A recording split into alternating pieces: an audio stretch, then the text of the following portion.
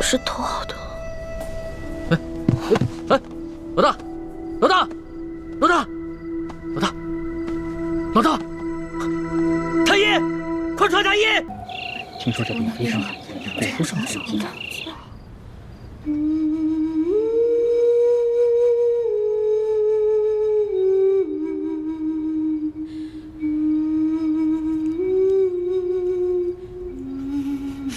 一欢怎么还醒不过来啊？是叔姑娘，这头疼的毛病，是从娘胎里带出来的顽疾，微臣无能啊！一群没用的东西！朕就问你，他这个病严不严重？朕要听实话。此病十分罕见，只有古医书上有记载。若是一欢姑娘能醒过来，便能逢凶化吉。听你这个意思，他还有醒不过来的可能。过了今晚，如果明天一欢姑娘还没醒，恐怕就怎么样？就再也醒不过来了。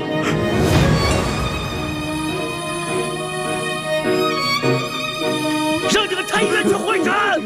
你们听好了，他今天要是出什么事，你们这帮人一个都活不了！滚！这药呢？还没煎好啊！快，给他喂上。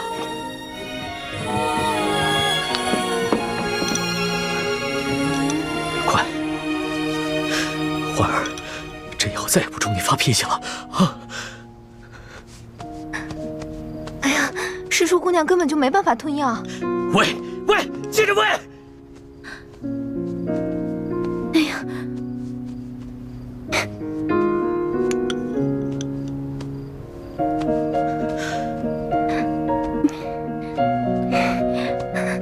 喝呀！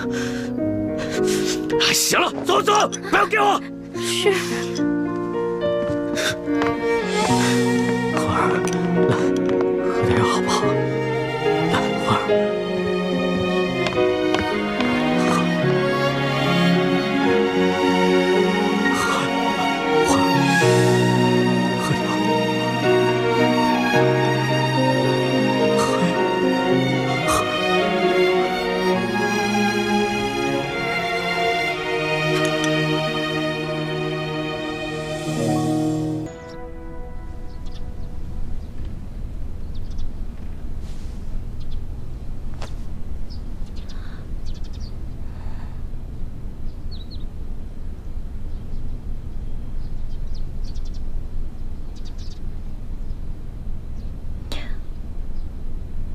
龙小弟，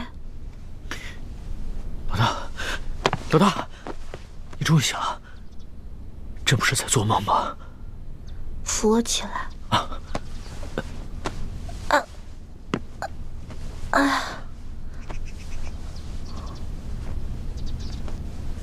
龙小弟，你脸色怎么这么差呀？你是不是一晚上没睡，一直坐那儿守着我呀？你还说呢，这都差点被你吓死了。太医说了，今天你要是醒不过来的话，可能就永远都醒不过来了。咱们可是对着月亮发过誓的，说要同生共死。你要活不下去不打紧，你要是朕也活不下去啊。所以，你真的一晚上没睡啊？又不是第一次，朕啊，上辈子一定是欠了你很多钱。说吧，你要怎么报答朕啊？要不然以身相许吧。那朕就勉强收了你吧。哎，什么以身相许啊？要不是你打我，我也不可能旧病复发。你居然敢矫诏，朕还不能打你一下啊？好疼呀！疼？宣太医，快宣太医！宣什么太医啊？不是这儿疼，是这儿疼。手怎么红成这样子呀？朕给你吹吹。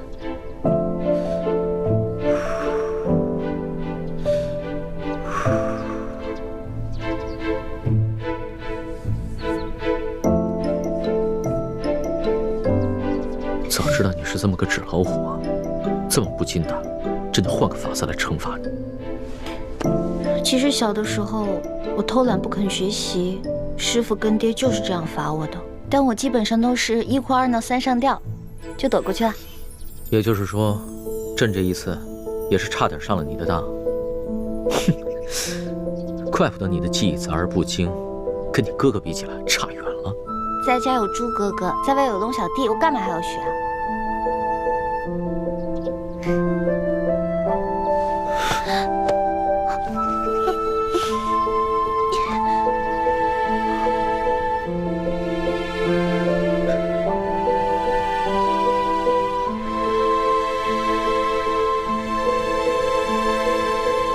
老大，你终于活蹦乱跳，又可以跟朕顶嘴抬杠，真好。猪哥哥，对不起，我是下了决心不要再理龙小弟的。可是我身不由己啊。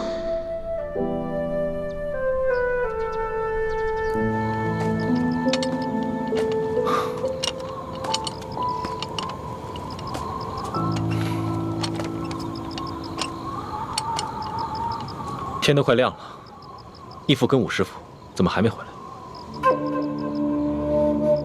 大师兄，秦氏执意要等大师傅和武师傅回来才肯说出内奸是谁。会不会他想指认的凶手就是武师傅？混账！不许妄言！叶师弟不必着急，过不了多久，真相自然就大白了。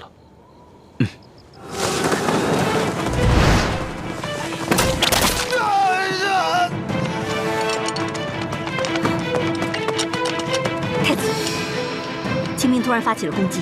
我虽然在外面布置了很多计划，但是他们人实在太多了，我怕防不住。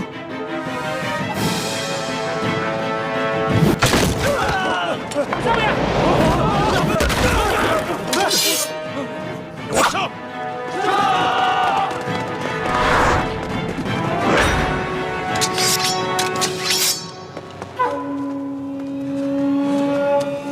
你哪看见我这帮跑手？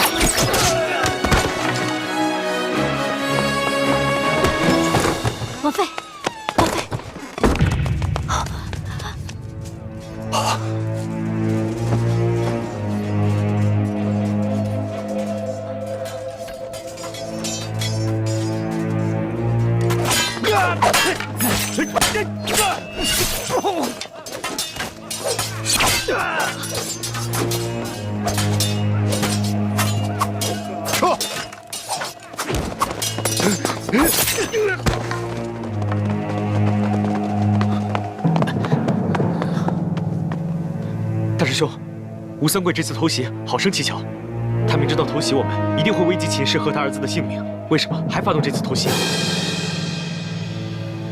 糟了，我们中了他们的调虎离山之计。回去看看。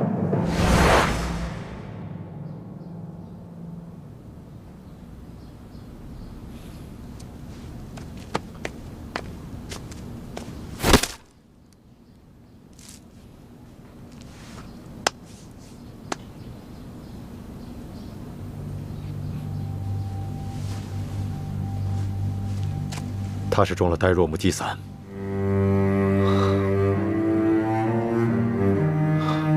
吴三桂果然是在调虎离山，他假装发起进攻，把我们引出枪房，好方便那个内奸杀人灭口。如此说来，定是那内奸透露信息给吴三桂，吴三桂才发现了偷袭，配合内奸行动。昨夜在王府遇险之时，吴三桂曾狠心想杀了王妃。后来吴应奇成了我们的人质，吴三桂才放我们走。看来吴三桂心中，女人终究比不过儿子，所以那个内奸不敢动吴应奇，只敢杀了王妃灭口。可是，是谁有机会可以向吴三桂通风报信，又可以对王妃痛下杀手？当时，清兵从四面八方扑来，大伙都在奋力抗敌，没有人顾及到其他人的行踪。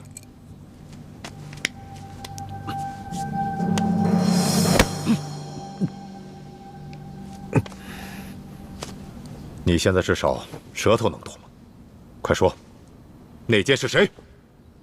我不知道。不知道？你爹，吴应奇他很爱他娘亲，若他真知道内奸是谁，肯定恨不得亲手杀了他。内奸把你娘给杀了，你娘为了保护你，给灭口了，你还袒护那个内奸？难道你像你爹那样冷血无情吗？我真的不知道。当时我娘给了我一杯水，我喝完之后就全身无法动弹。由于我臀部有伤，所以只能侧卧背对着我娘。然后我就听见外面有嘈杂声，好像是厮杀声。接着房顶上就有声响了，好像是有一个人跳下来了。之后我娘就趴在我身上，我想问也问不出来。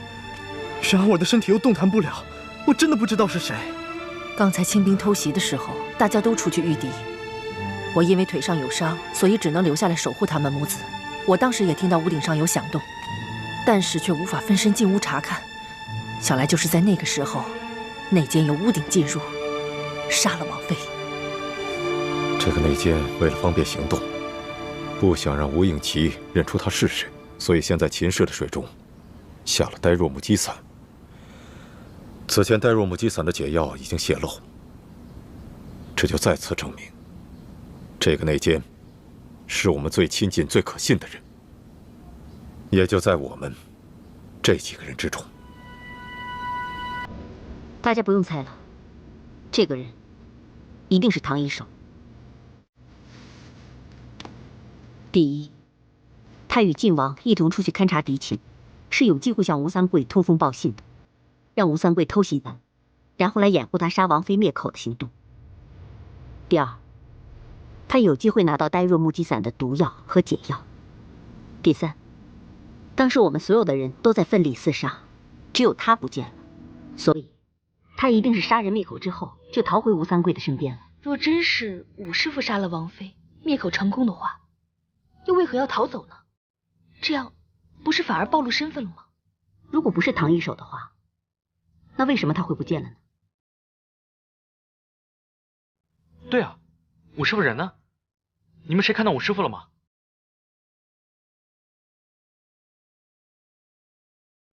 难道这内奸真是武师傅？可我觉得武师傅不像内奸。那你觉得我们几个中间谁像内奸？内奸的脸上又没有写字，何以是的？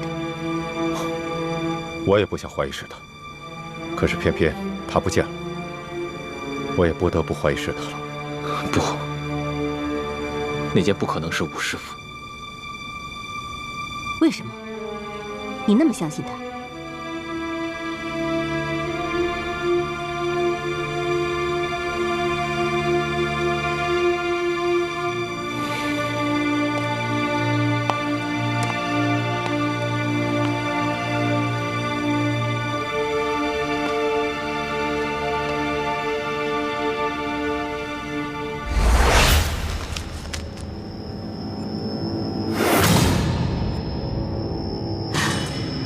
老五，武师傅，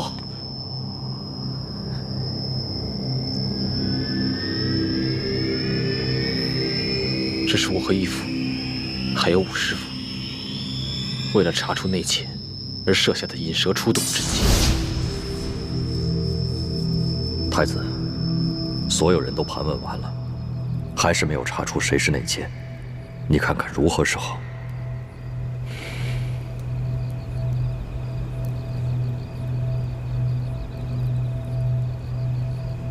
义父，我有一计，可以引得内奸现身，但是需要武师傅配合。何计？义父，你看，若让武师傅假扮秦氏，足可以以假乱真。我们不妨让他跟秦氏互相易容，互换身份，然后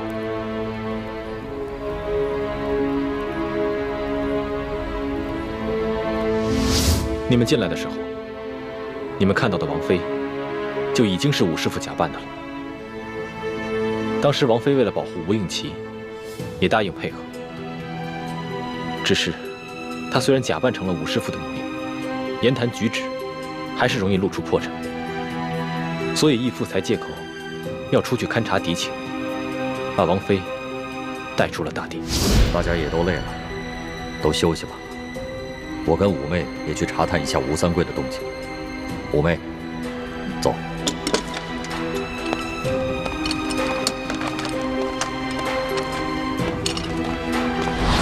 难怪刚才王妃死的时候，宁琪一点都不伤心，连一滴眼泪都不掉。大师兄，难怪你当时像变了一个人一样，原来是为了引出内奸而设的计谋。我收回刚才对你说的那些话，希望你不要介意。小师妹，你我本是兄妹，不必说这些。只是我没想到，我的计谋竟然害得武师傅丧命。大师兄，你也别太难过了。我们大家谁也不会想到，武师傅竟然中了呆若木鸡散，以至于连还手的能力都丧失了。这也是我想不通的地方。内奸要对付秦氏这个手无缚鸡之力的人，难道还用得着下呆若木鸡散吗？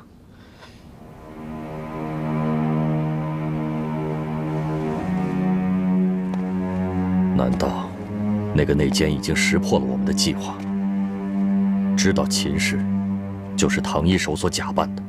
那他就应该静观其变，为何还冒险杀了唐一手呢？有这个可能，只是现在不仅没有查出内奸是谁，还害得武师傅无辜丧了命。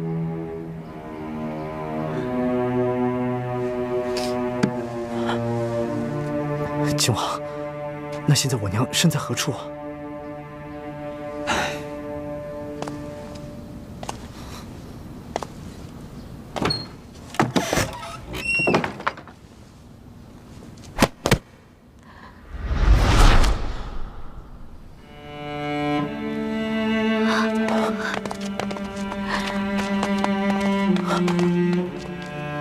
娘，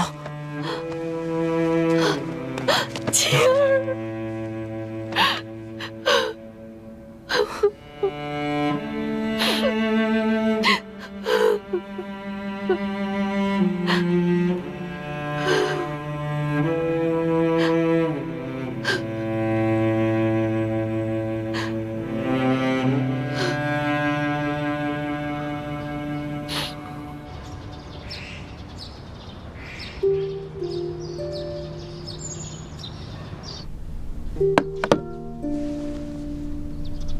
龙小弟，我能不能不吃药了？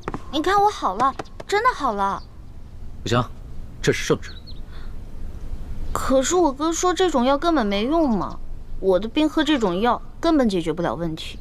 谁说没用的啊？昨儿夜里要不是朕口对着口帮你渡药，只怕你今儿就醒不过来了。哼，口对着口。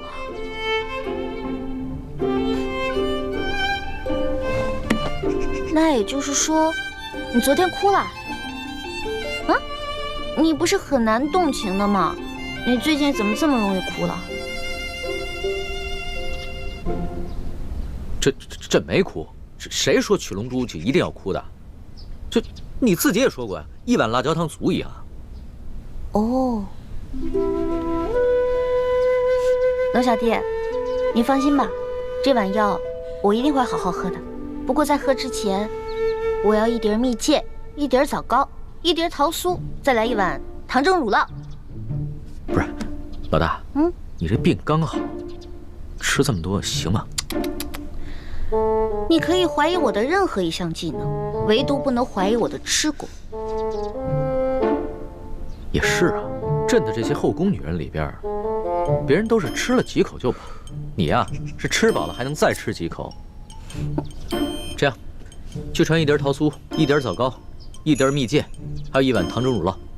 这，多吃点。谢谢龙小弟。你要实在吃不下，要不然我再一口一口的喂你啊！听不到，听不到，听不到，听不到。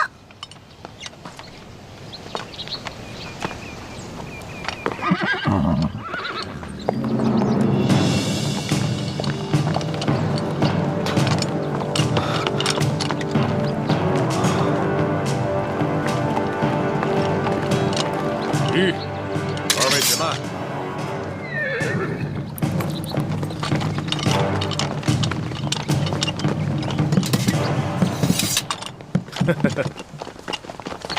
二位，你们已经在这破庙里困了一夜了吧？想必早已饥肠辘辘。我们王爷说了，让我专门给你们做了几样好酒好菜，当然，也希望你们能够善待侧王妃和二公子。去，去。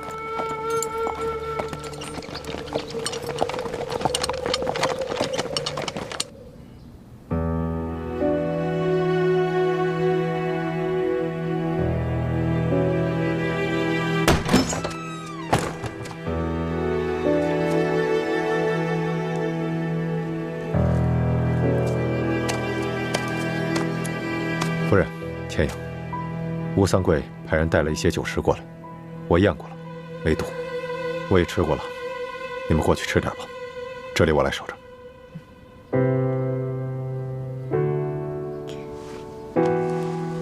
走吧，倩影。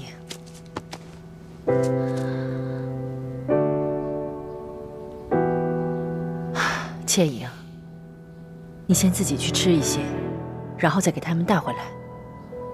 虽然我跟他们是不共戴天的仇人，不过我们也没有必要虐待他们母子。走吧。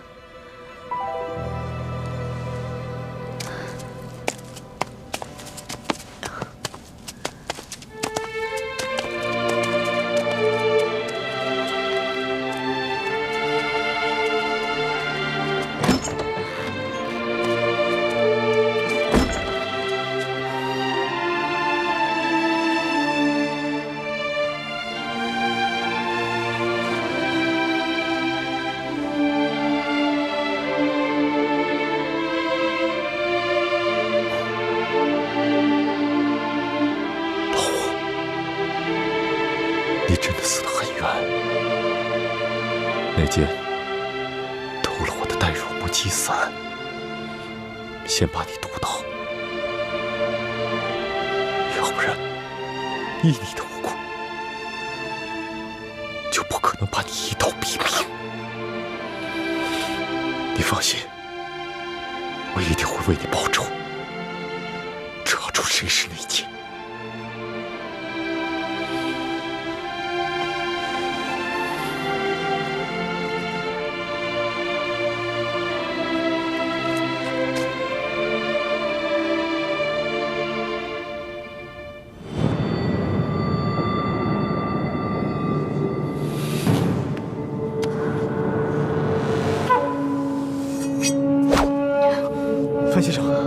要做什么？你这个小狗贼，用冰肌血肤膏把我的女儿骗得如此死心塌地。今天不把你杀了，我女儿这辈子一定会毁在你的手上。但是女儿杀了我儿子，仅凭我一人就很难威胁到王爷。那又何难？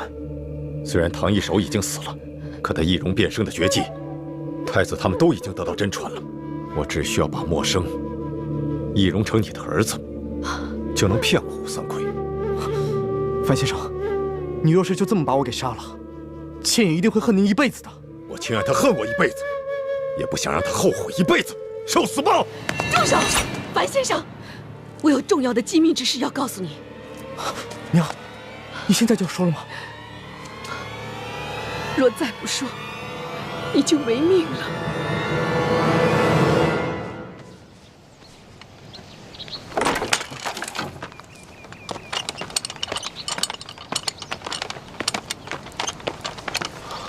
四师傅，叶师弟，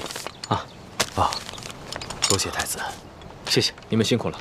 1个时辰以后，我过来换班。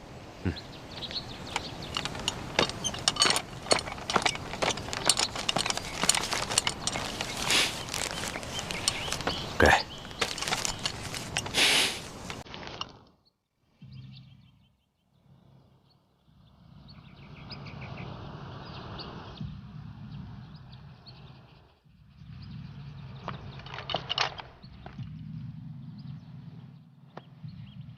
义父，三师傅，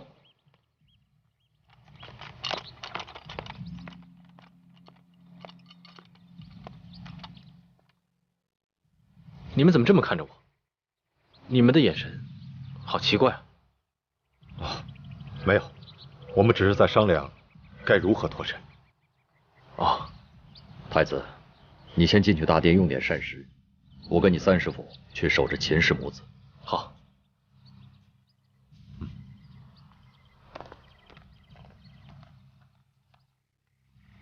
三师傅和义父，他们好像有什么事情瞒着我。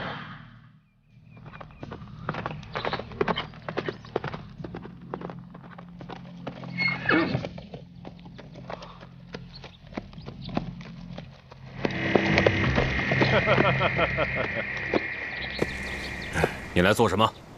我们平西王给你们晋王写了一封信。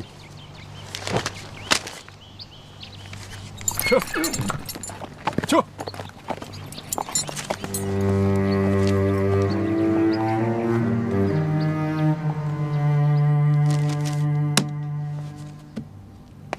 吴三桂说了什么？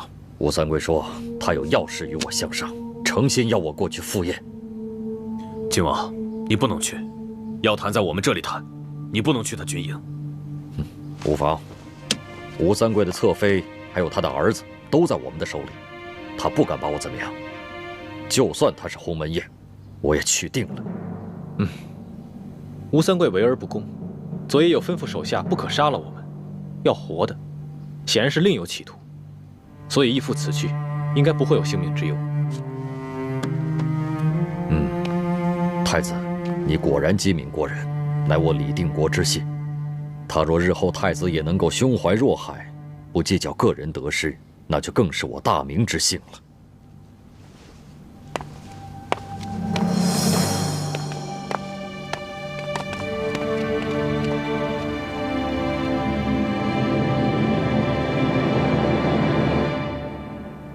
义父今日这话，似乎话里有话，真的是令人费解。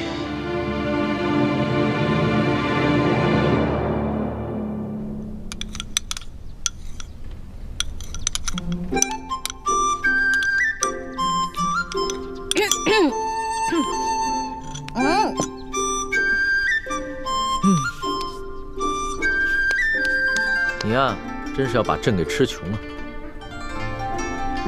现在可以喝药了吧？哦，快点儿。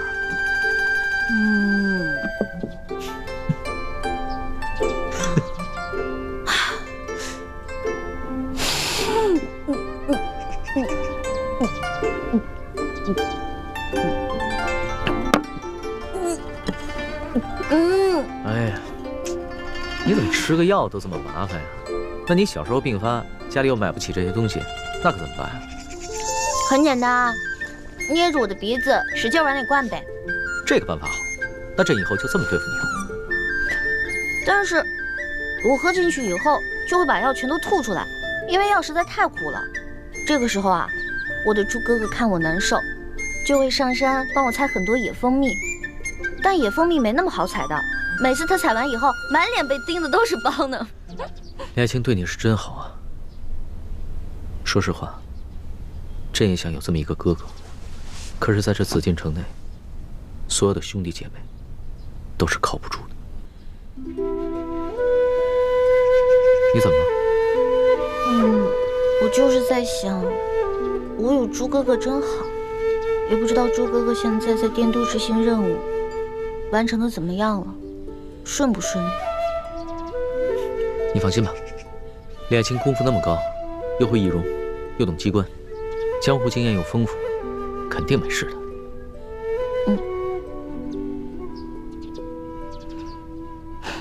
猪哥哥，对不起，你若回来，发现我对龙小弟又割舍不下了，你一定会很失望、很伤心吧？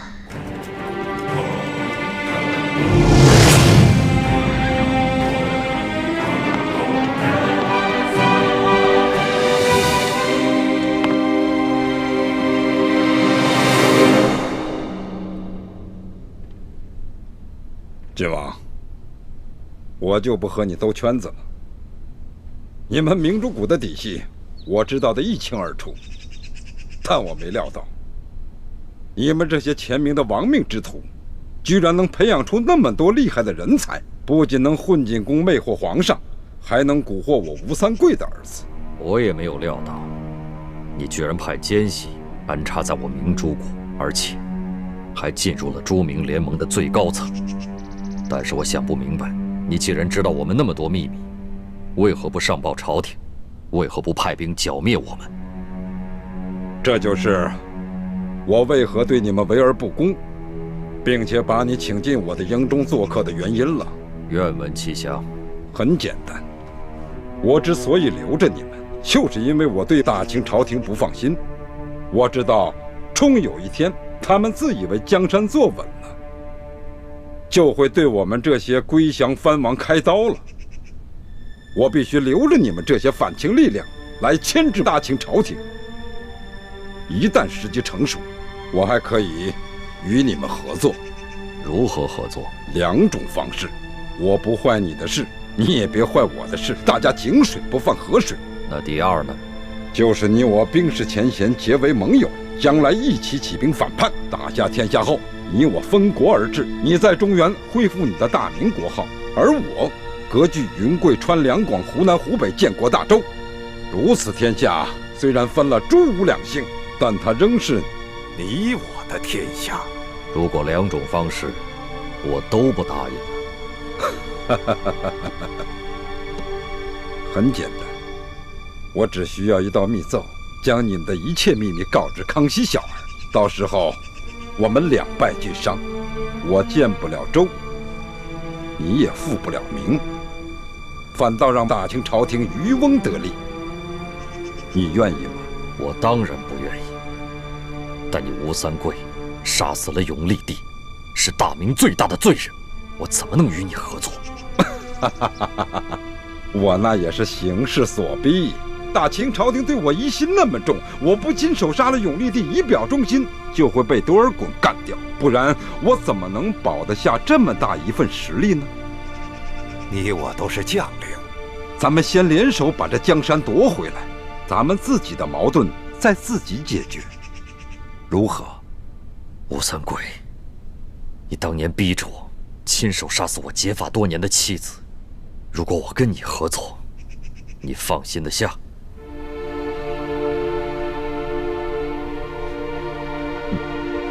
你我都是干大事儿的男儿汉大丈夫，我相信你和我一样，不会因小失大，因私害公。那崇祯皇帝留下来的金钥匙和铜匣，我们又该如何分割呢？如今我手上有一把金钥匙，你手上也有一把金钥匙，还有一把在台湾郑经手中。我的那把金钥匙，不是已经被你们用美人计夺了去吗？我们得到的金钥匙是假的，要不然的话，我们也不会全体出动到你这平西王府来盗金钥匙。这就奇怪了。琪儿进京时，明明带走的是真钥匙。晋王，你不会怀疑我这会儿在跟你撒谎吧？既然我们大家都没有撒谎，那只有一种可能，就是鳌拜也安插了奸细在我明珠谷，倩影所得到的金钥匙，被那个奸细给调了包。如此一来，这里边真的通匣子和这个真的金钥匙，已经落到了康熙之手。金钥匙估计是在康熙手中，但康熙手中的铜匣却是假的，真的铜匣不知道被哪方势力给调包了。啊，关于这个铜匣子和金钥匙，为了避免你我互相猜忌残杀，我们不如做个约定。什么约定？就是你我各凭手段获取金钥匙和铜匣子，然后汇总在一起打开宝藏，按各自付出分成，然后一起起兵，如何？好。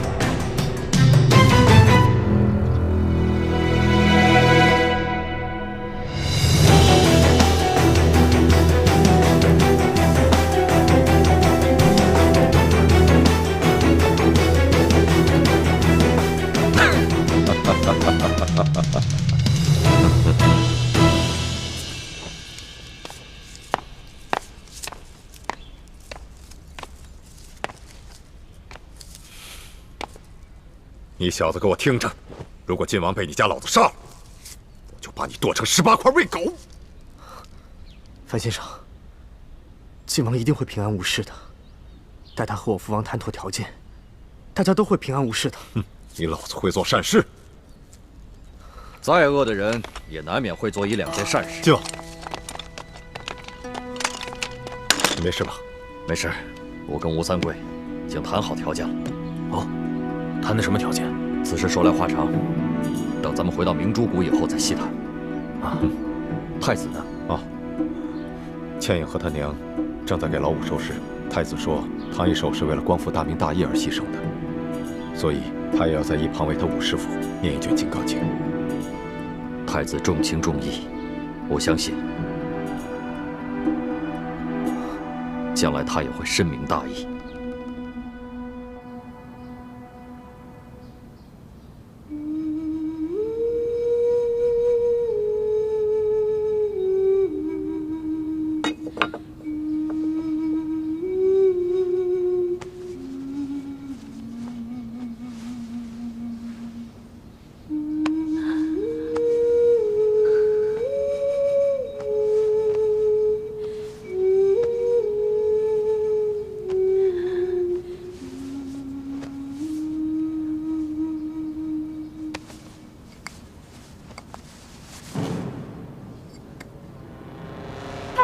太子，你来看看，可识得此物？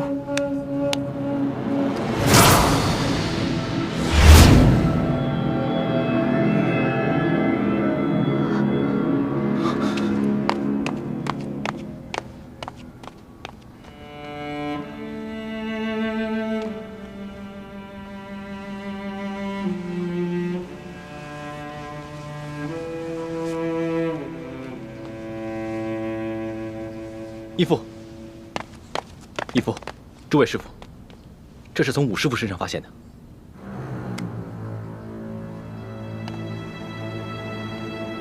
这好像是清廷之物啊。没错，这腰牌是鳌拜特制的，专门交给他最亲近的心腹。我在鳌拜的府上见到过。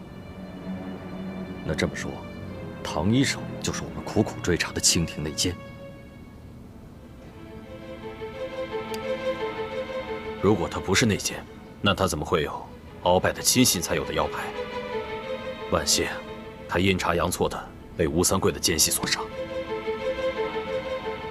难怪小师妹那日在鳌拜府与那内奸交手，那内奸却手下留情，没有伤害他。如此看来，当初的那个内奸一定就是武师傅。只不过武师傅当时念及与一欢往日的感情，所以不忍痛下杀手。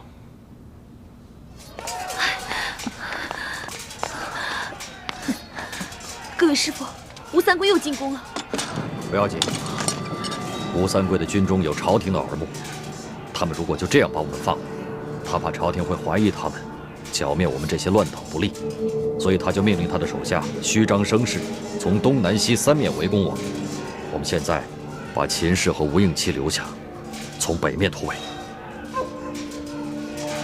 晋王，怎么了？就这么把秦氏和吴应期给放了？这也是我和吴三桂谈好的条件之一。钱颖、默生，你们两个继续留在滇都。啊？我为什么还要留在滇都啊？虽然我们跟吴三桂结盟了，但是这个人阴险狡诈，不可相信。你们两个留下，监视他的一举一动。可是，我爹不会同意的。既然晋王如此安排了，自有他的道理，爹怎么会反对呢？爹，你不是说再也不允许我跟吴应期接触吗？爹相信你会有分寸的，而且我们都应以大局为重，一切听从晋王的安排。谢谢爹的信任。奇怪，三师傅对倩影和吴应期之事，怎么突然转变了态度？义父和三师傅的言行都有些反常，他们一定是有什么事瞒着我们。那个大师傅，我不想留在滇都，我想跟着大师兄一起去京城。臭小子，还想挨揍是不是？跟你说过多少次了，别胡思乱想，一切以大局为重，再胡思乱想，信不信我宰了你？义父，那武师傅的遗体该怎么处置？他不是你武师傅，他是内奸。放一把火，把他的尸体还有厢房一起烧掉。义父，武师傅虽然是朝廷的奸细，但从小对我也有养育教导之恩。如今他人也死了，也算是遭到了恶报，还是让他入土为安吧。太子如此仁义，我相信将来你一定会以大局为重，会以天下苍生为重。义父这是怎么了？似乎总是话里有话，他又为何要看着吴应期说这番话？义父一定是有什么事瞒着我。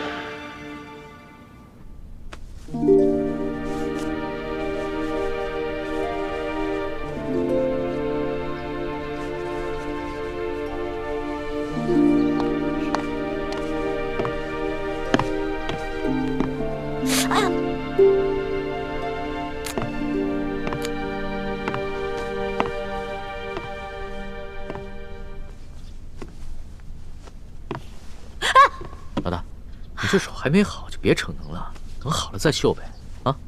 那怎么行啊？我喝了你的龙珠，我得有点回报啊。算你有良心。你这绣的是什么呀？那么难看。不丑，我绣的是2个人。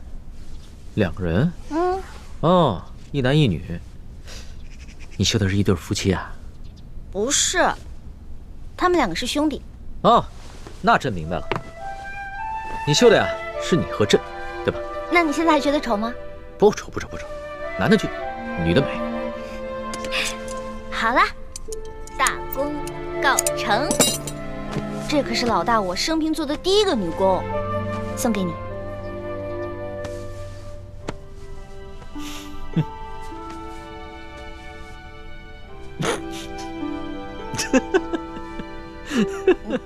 你哈哈什么呀？老大，你这个绣工实在是什么？不是老大，你这个一面绣着2只肥鸭，一面吧绣着一对丑人。这平生第一次收到这么有趣的礼物。龙小弟，这个荷包里面可以装香，可以驱虫防蚊，提神醒脑。你会把它带在身上吧？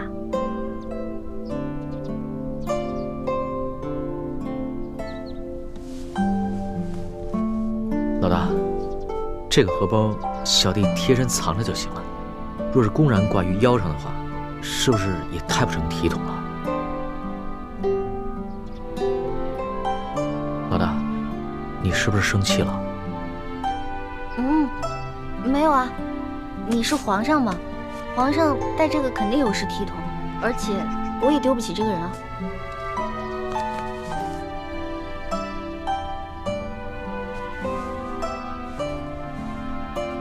你终究只是皇上，不是我的龙小弟。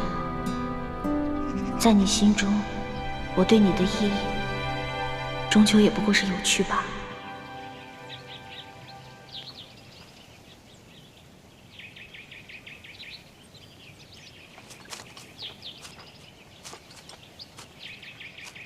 好了，现在唐一手已经入土为安了，清廷内奸这个隐患已经清楚了。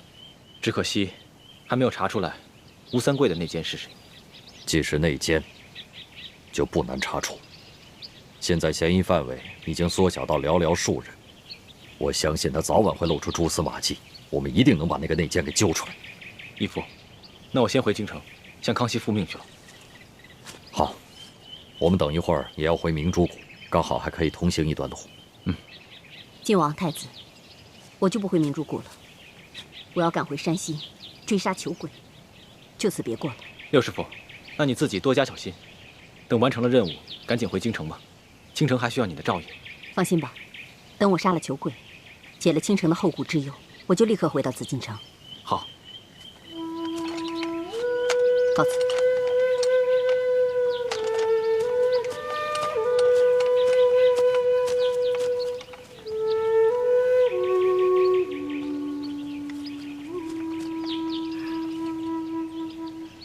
太子，其实我已经查出谁是吴三桂的内奸了。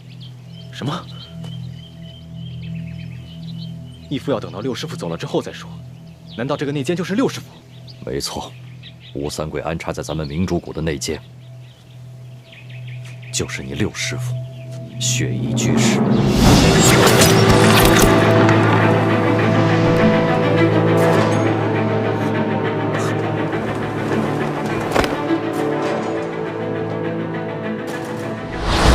梅花门主，你怎么会来明珠谷？如今已经没有梅花门了，我梅花门上下200多人，现在除了我血衣居士，还有我的徒儿血倾城，其他人都被清兵给杀死了。义父，证据确凿了，千万别冤枉了六师傅。太子，这可是秦氏亲口告诉我跟晋王的。受死吧！住手！樊先生，我有重要的机密之事要告诉你。娘，你现在就要说了吗？若再不说，你就没命了。什么机密？休想拖延时间，不然我杀了他！我知道那奸是谁。是谁？但我要等到晋王回来，确保我母子的安全，我才能说。当时我是铁了心要杀吴应奇的，秦氏为了救他儿子的性命，被迫决定说出内奸是谁。当时我觉得事关重大，所以就悄悄地把晋王叫了回来。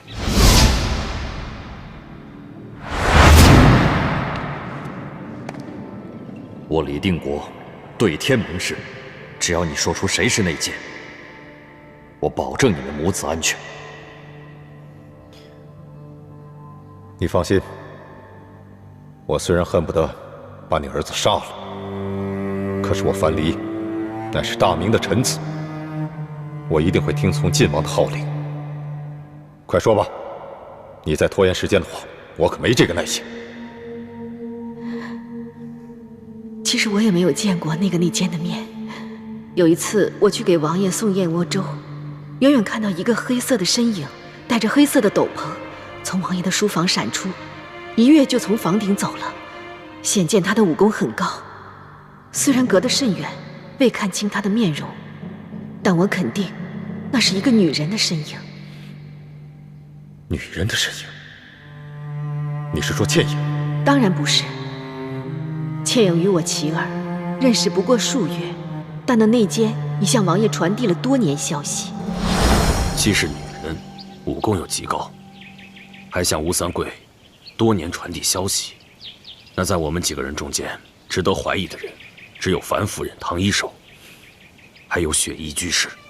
幸亏秦氏，他还记得那次他看到黑影的日子，是前年的9月13日，而那年秋天，我夫人跟唐一手一直未曾离开过明珠谷，倒是雪衣居士一直在外面执行任务，不然就很难洗清嫌疑啊。我们都以为那个内奸是从屋顶的破洞进入房间，杀死了易容的唐一手。我真的不知道，当时我娘给了我一杯水，我喝完之后就全身无法动弹。由于我臀部有伤，所以我只能侧卧背对着我娘。然后我就听见外面有嘈杂声，好像是厮杀声，接着房顶上就有声响了，好像是有一个人跳下来了。之后我娘就趴在我身上，我想问也问不出来，然后我的身体也动弹不了，我真的不知道是谁。刚才清兵偷袭的时候，大家都出去御敌，我因为腿上有伤，所以只能留下来守护他们母子。我当时也听到屋顶上有响动，但是却无法分身进屋查看，想来就是在那个时候，内奸由屋顶进入，杀了王妃。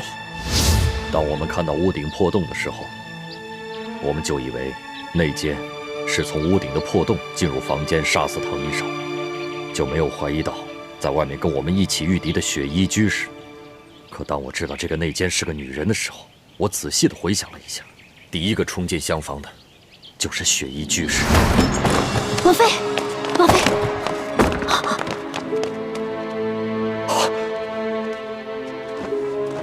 我们当时都以为唐一手已经遇害，只是雪衣居士发现了他的尸首。但是很有可能的是，唐一手中了呆若木鸡散，不能动弹，而雪衣居士也假装发现唐一手被害，抢在我跟樊夫人之前，第一个冲进了厢房，在翻过他身体的那一刻，把匕首插进了他的胸口。王妃，而且雪衣居士也有机会从我和樊离这儿拿到呆若木鸡散，下到唐一手和吴应奇的茶中，毒倒二人。晋王分析的不错，这些年雪衣居士经常单独出谷行动，其实就是向吴三桂通风报信。这一次，他又假借去山西追杀穷贵，悄悄地潜入滇都，把倩影和陌生的身份泄露给了吴三桂。什么人竟敢闯平西王府？你没想到吧？一路上与你朝夕相处的叶倩影和叶默生都是著名联盟的奸细，他二人根本不是兄妹，而是师姐弟。叶倩影本姓樊，应该叫樊倩影，他爹就是前明御医樊离。他们与你的相遇根本不是巧合，更不是你和一个女人一见钟情的艳遇。当我们正在庙中商议行动计划的时候，雪衣居士在装作从山西风尘仆仆赶来的样子，其实他当时正在滇都的平西王府中。这么多年了，这可是我们这6位师傅初次集体行动，我岂能错过？裘贵呢？他很是狡猾，居然找了几路替身来掩护自己。我本想着继续追查他的行踪，却接到了你的飞鸽传书，所以我就委托山西牛角寨的盟友们帮我继续追杀他，而我就赶来滇都与你们会合。四师傅说的是，还有一点，昨夜我和义父盘问了所有人来到滇都之后的行踪，当时没有发现谁有破绽，但我现在突然想起一个细节，那日我和六师傅在一处茶楼上观察平西王府的动静。你慢用。哎，小二，我要的是陈年的普洱茶，你为什么给我上今年的？看着汤色就能看得出来，给我换。好嘞，马上给你换，马上给你换啊！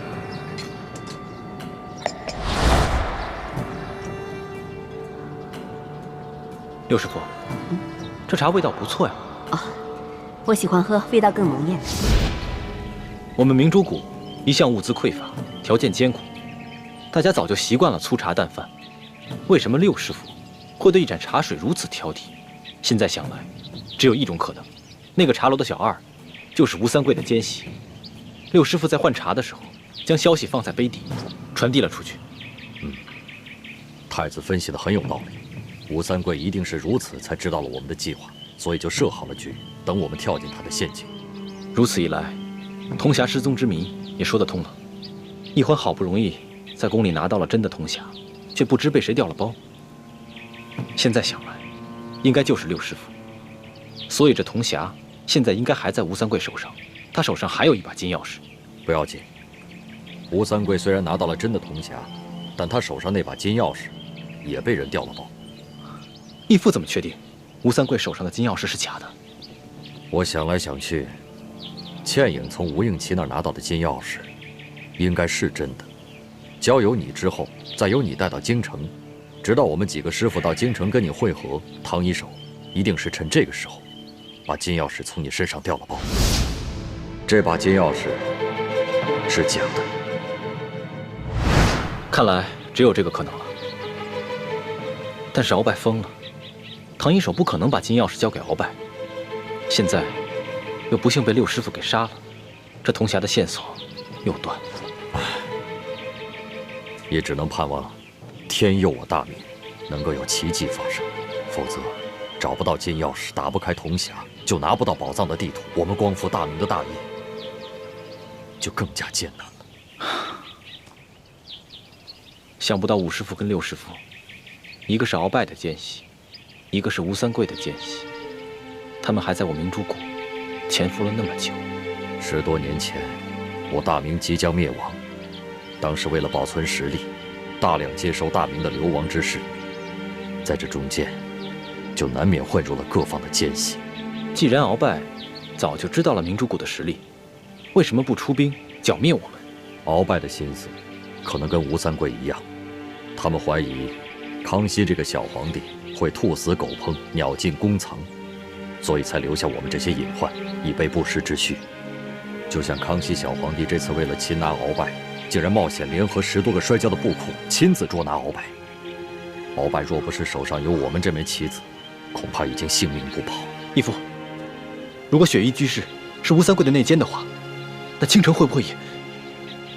雪倾城是雪衣居士从小抚养带大的，他们名为师徒，实则情同母女。在雪衣居士的控制下，雪倾城很有可能也是吴三桂的内奸。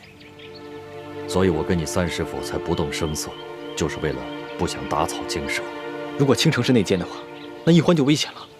义父，我要马上赶回京城，把消息告诉易欢，以免他遭到倾城的暗算。好，但是你们要是发现了雪倾城也是内奸的话，千万不可轻举妄动，以免打草惊蛇。我们不妨来个将计就计，利用雪衣居士跟雪倾城，把假消息传递给吴三桂。义父放心吧，我明白。上次山鸡吩咐之事，为何迟迟不见动作？早日除掉李一欢，本王早日让你姐弟团圆。若再不动手，你姐弟二人再无相见之日。我怀疑我们内部出了奸细，有可能，应该是康熙的侍卫当中有内奸，多半是鳌拜的党羽，也有可能是吴三桂的人。他在清廷当中安插了不少的眼线。既然如此，那我们就趁这次机会，来离间康熙和吴三桂的关系，让他们君臣内斗。我也是这么想的。不知道欢妹现在怎么样？我去找点水，你休息一会儿。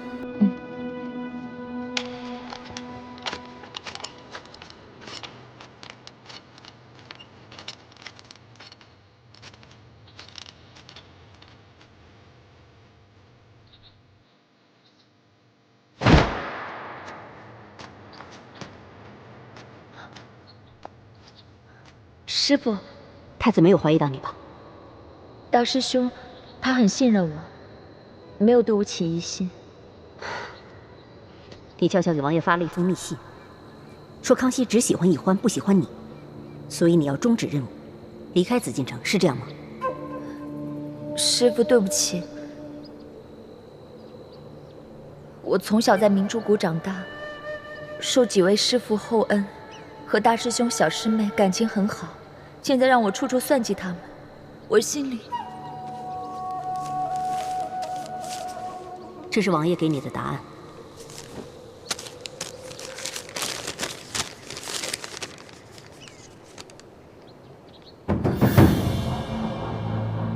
什么？杀死奕欢？王爷说了，康熙他虽然不能像疼爱李奕欢那样疼爱你，但是对你还是敬爱有加的。在这后宫之中，最得圣宠的，除了李奕欢就是你了。所以，一定要除掉李奕欢这个绊脚石，康熙才能把注意力转移到你的身上。当然，我也知道你和李奕欢的关系很好，以姐妹相称。所以，只要李奕欢一死，康熙越是忘不了他，越是放不下对他的旧情，他对你就会越好。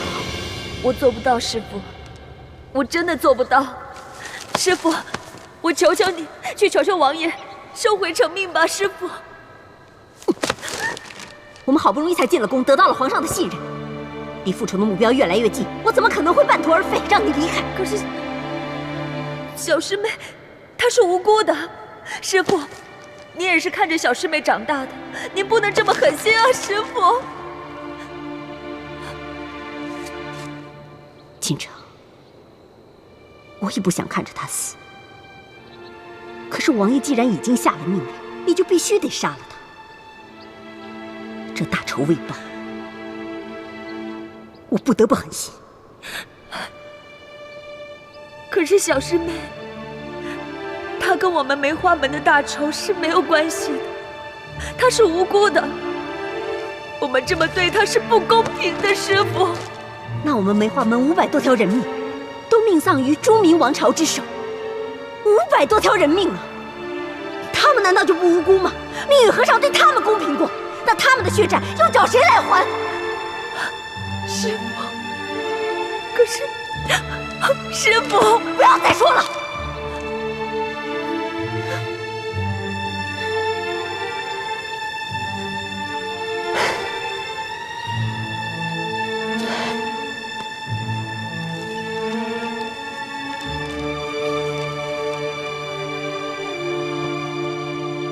清城，你好好想一想，你们全家几十口人，不都死在朱明王朝的铁骑之手吗？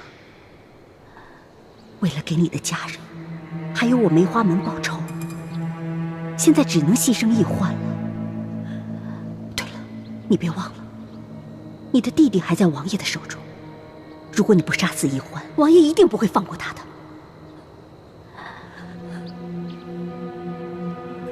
保你弟弟的命，还是奕欢的命？你自己想一想。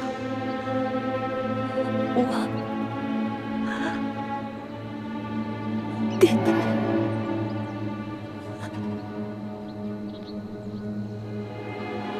这是救命丹，化在酒中，喝下后1刻钟内必死。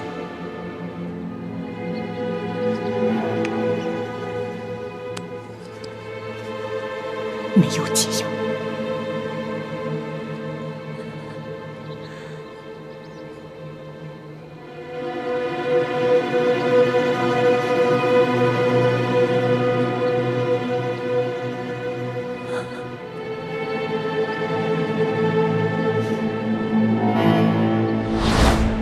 皇上驾到！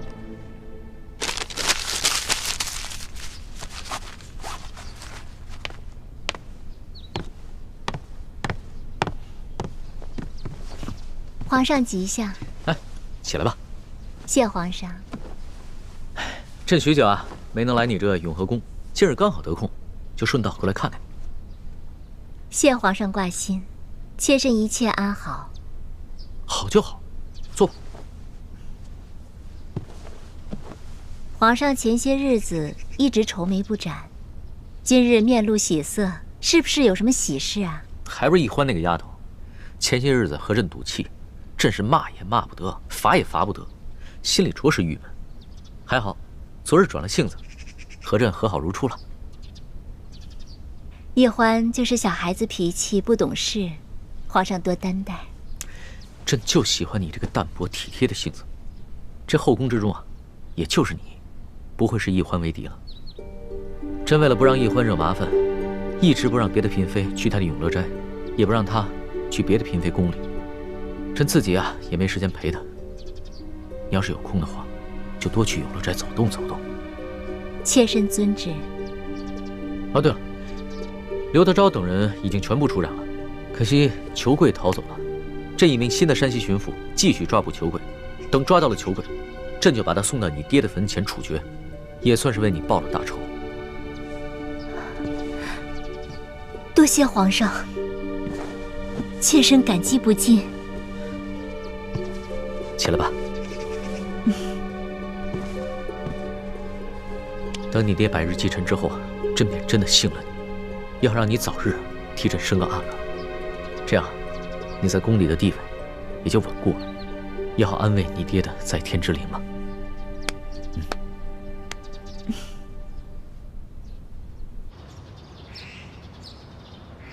太皇太后那边有消息了吗？太皇太后虽然表面上没有什么异常之处，但心里却对你很不满。只不过她是碍于皇上的面子，隐忍不发。易欢，你可千万要小心呐！不要以为皇上宠着你，你在这宫里就万事大吉了。我在这宫里待了一辈子了，什么样受宠的嫔妃我没有见过呀？但最终结果怎么样，都是下场凄惨呐。多谢叔父提醒，我知道的。等我找到铜匣以后，我就会离开这里，再也不会出现在皇上面前。如此最好。所谓伴君如伴虎，你跟你哥哥啊，还是及早抽身才是上策。对了，你们走之前可千万别忘了把那大补丸的解药给我。放心吧，叔父，没准儿我们走的时候，我哥哥已经研制出彻底解除大补丸的解药了。不过我也不知道什么时候才能找到铜匣，现在一点头绪都没有。玉欢，有句话，我不知当说不当说。在这个宫里，您是我最信任的亲人，叔父有话直说吧。要说有人潜入这深宫之中去调包铜匣，那是绝无可能。若是这宫里的人，那什么样的奇珍异宝没有见过呀？怎么会对一个毫不起眼的铜匣费这么大的劲儿啊？所以，调包铜匣之人必定知道这个铜匣的秘密。可是，在这深宫之中知道铜匣秘密的，就那么屈指可数的几个人。易欢，你们兄妹在这宫中，是否还有其他的同伴？他们会不会知道铜匣的秘密？如果有，那调包之人会不会是你们自己人？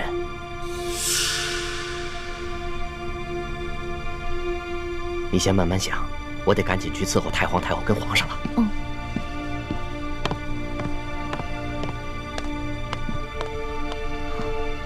真是奇怪，究竟是谁呢？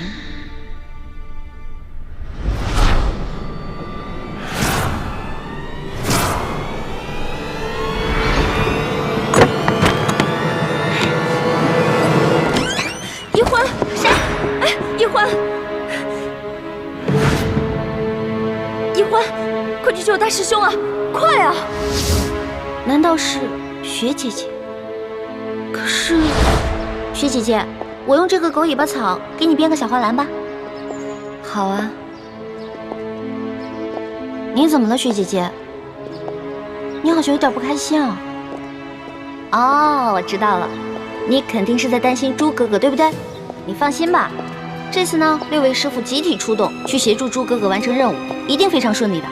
不是啊，我不是在担心大师兄，是昨天皇上来永和宫看我，他说什么？他说等书剑百日继承一过，就要真的临幸我，让我给他生龙子。那这可怎么办呀，雪姐姐？只要我继续留在宫里，这是迟早的事情，躲不过。现在只能希望能够在书剑百日祭辰之前找到铜匣，完成任务，这样我就能出宫了。雪姐姐深爱着朱哥哥，如果铜匣在她手上，她肯定宁可马上撤离，也不会接受康熙的临幸。但若不是他，难道是六师傅？六师傅，反正现在人都出去了，你赶紧坐下吧。花儿，这是在紫禁城里，不是在咱们明珠谷。这里可没有什么师傅徒儿，这里啊，只有这厉贵人、欢答应和雪嬷嬷。只要记着这一点，你的言行才不会露出破绽。记住，要尽快适应这宫中的生活，谨言慎行，一切以完成任务为重。徒儿记住了。你看你还在自称是徒儿，这要是被宫外人看见了，宫里人知道，你会惹出大麻烦。六师傅一直都很疼爱雪姐姐和我，对朱哥哥也很爱护。他干嘛要偷走铜匣呢？难道他就是鳌拜派遣在我们明珠谷的内奸？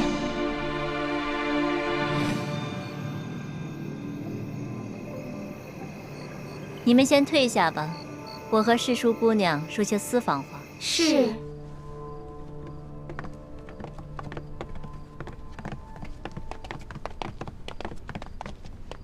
雪姐姐，什么事儿啊？是不是我爹跟朱哥哥他们有消息了？不是，他们的消息倒还没有。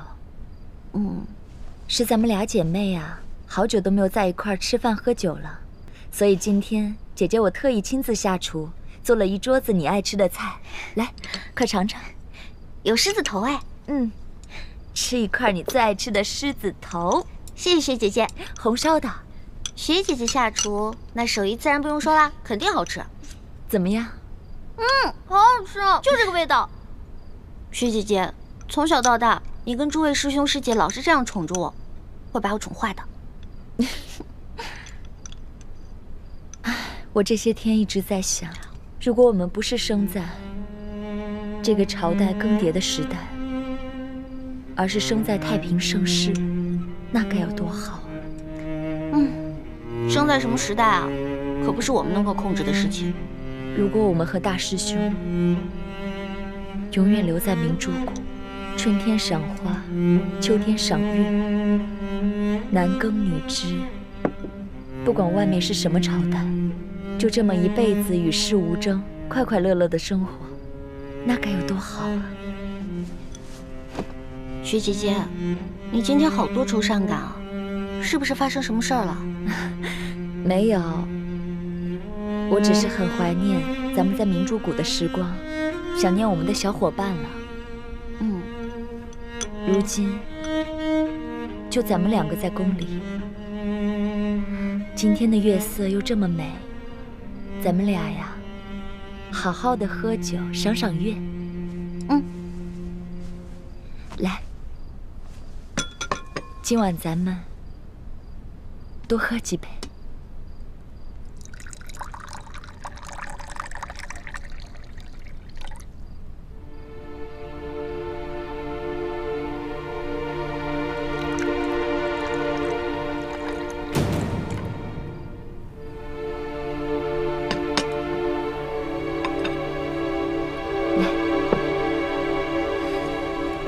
今天皇上又来看我了，我看得出皇上今天的心情啊很好。前些天你跟他冷战，皇上也整日愁眉苦脸的。这宫里上下每个人都战战兢兢的，生怕惹到皇上。看来能让他如此伤心的也只有你一个了。雪姐姐，能不能别跟我提皇上啊？你也跟我提他，我心里就乱糟糟的。不行，我就要跟你提。今天我叫你过来也是要劝劝你，咱们都是明珠谷的人，和大清的皇帝势不两立，你和康熙是永远都不可能的。我知道，等我们找到铜匣以后，我们就撤出紫禁城了。那个时候，我再也见不到他了。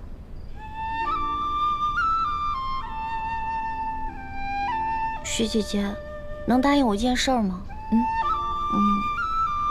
等朱哥哥回来，能不能别把这2天我跟康熙的事儿告诉他呀？大师兄那么深爱你，我跟他说这些不是故意伤他的心吗？你放心，我不会告诉他的。小师妹，你和大师兄才是命中注定的姻缘，好好待他吧，放下康熙。我一直在努力放下他。可是雪姐姐，你心里可曾放下过朱哥哥？快了，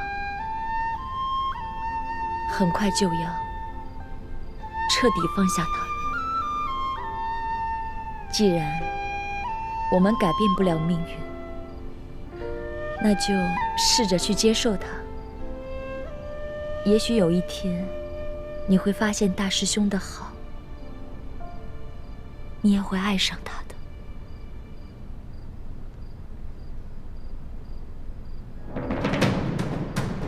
跳！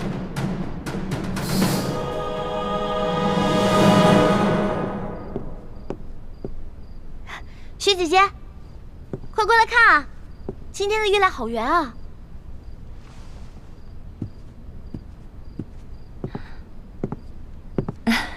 还真是啊。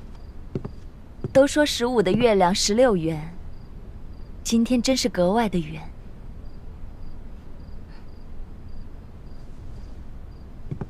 月有阴晴圆缺，人有悲欢离合。